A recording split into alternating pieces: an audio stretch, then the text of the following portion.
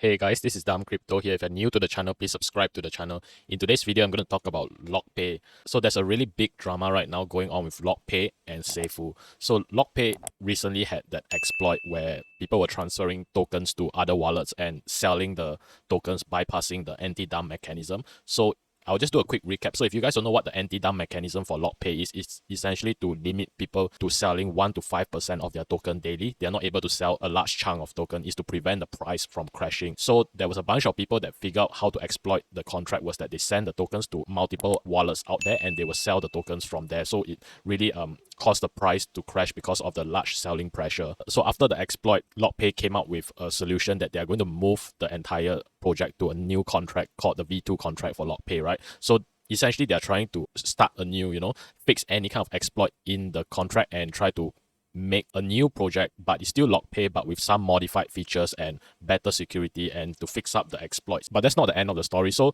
recently, Michael Bolduc, the CEO of LockPay, actually came out to address the exploit and he showed some facts and he also explained what the V2 contract is going to be, what's the difference with V2 and V1 and how they're going to refine and make LockPay even better, right? And he made some very notable statements in relation to other competitors and he didn't mention any names, but if you guys hear the recording, you can speculate who he's referring to. So I'll just show you the clip that I'm referring to. So yes, people did panic and sell.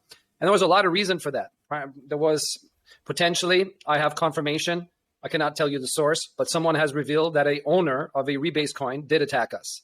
And I know that might not make you feel good, but this person is obviously very jealous of LockPay.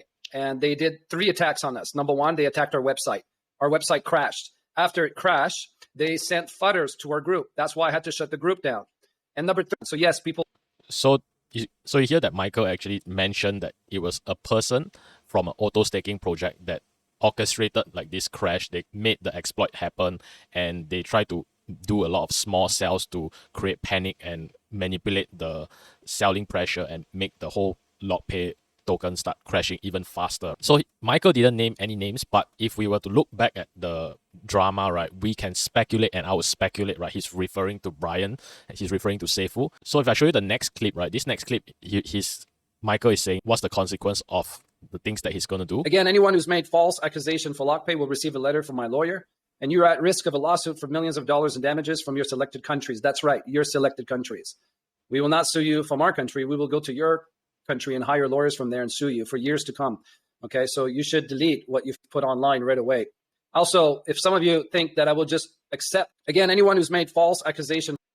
So you can hear that Michael, right, is really serious about it. He's going to sue potentially Brian from Safuu because of how he damaged the LockPay's reputation by defamation. Right here, you can hear that Michael is very serious on this claim, and I would have thought that Brian from Safuu would actually back down and ignore Michael's statements, but instead Brian came out firing even harder, and it's really funny. Like, it's actually like quintessential Brian. Like, he would just keep being arrogant. So you can see that Brian actually said his most recent tweet, he said that how many more malicious projects need to be born to steal your money, like LockPay and SafeJack Coin. So Brian actually even doubled down on his claims with LockPay, saying that they are a malicious project on top of it being a scam, right? And you can see that some of his posts was that he was praising how Safuu is an actual working income stream and it's a life-changing opportunity, and out there was other Safuu forks that failed. And to Brian, LockPay is one of the failed forks, and you can see that he said it saddens me that how many innocent people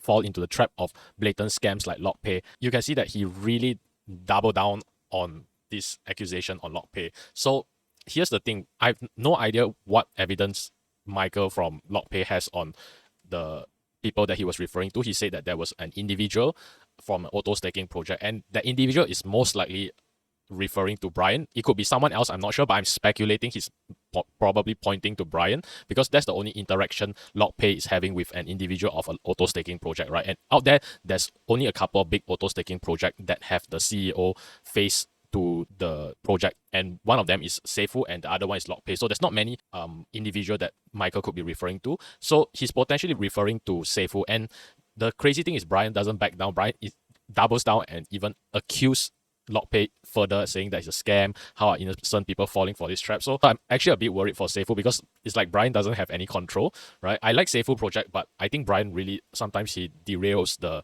Safuu's project and affect it quite negatively because Safuu doesn't really need this drama. Safuu could do even better, I think, without this drama, right? Because this drama is not going to help the Safuu project. It makes Safuu looks really arrogant actually because it's like calling the death of LockPay. So in the video, Michael actually said that potentially Brian or Safuu could be worried that LockPay was a significant competitor, so they attacked LockPay and crashed it, right? It's true on some level that LockPay actually went to become bigger, right? During its pump, right? It's actually bigger in terms of market cap than Safuu. So unless Michael is going to show some evidence that Safuu or Brian actually orchestrated the attack onto Safuu, right? I think it's quite unfair for Michael to also name any names, even though he did not mention any name in the video, right? But we can all guess who he's referring to.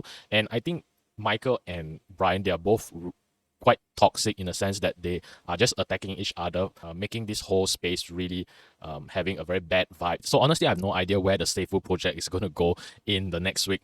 Because if Michael was actually serious on his claims, right, he could be going after Brian and the Safuu project. So in that regard, maybe Brian and the Safuu project has this external threat to it where they could get sued and their market cap could drop, right? So there's this risk now attached to the Safuu project. So let me know what you guys think about this drama between Michael from LockPay and Brian from Safuu. Do you think Michael's claims are referring to Safuu? And do you think that Safuu is right in referring to LockPay as a malicious and a scam project? Let me know what you guys think in the comments down below.